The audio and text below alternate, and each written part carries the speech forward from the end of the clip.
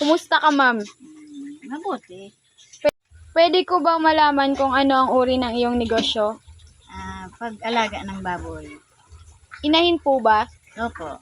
Ilan ka po nagsimula mag-alaga ng baboy?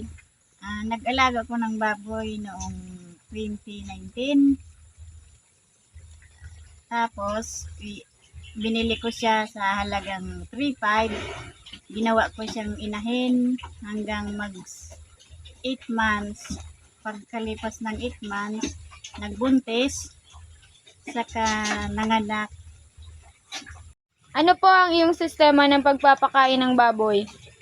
Sa pagpakain ng baboy, sa 4 na buwan, feeds lang ang pinapakain. Pagkalipas ng 4 na buwan, hinahaluan na ito ng pagkain ng inahing baboy or ata. Saan mo po dinadala ang mga baboy kapag handa na silang ibenta? Pag handa ng ibenta, may kumukuha na ritong yung bang tracking nga dadalhin sa Maynila, ganon. O kaya, Mayroon naman yung nagkakatay. meron ka po bang kasosyo sa negosyo mo? Mayroon yung asawa ko. Para saan po ang iyong pagnenegosyo?